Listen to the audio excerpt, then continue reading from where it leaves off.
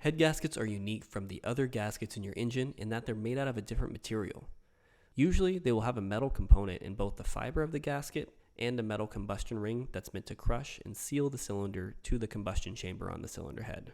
It's important that when your head gasket is installed, it sits perfectly flat on the cylinder so that it properly seals the cylinder to the cylinder head surfaces. Head gaskets can have slight variations from manufacturing, and they may need to be adjusted to fit your specific set of cylinders. You can see here that this 350 head gasket Dow holes are preventing it from actually sitting flush against the cylinders. Now, how do we adjust it? Since the head gasket contains metal, we can't just trim away the excess with scissors or a knife. Instead, we use a file.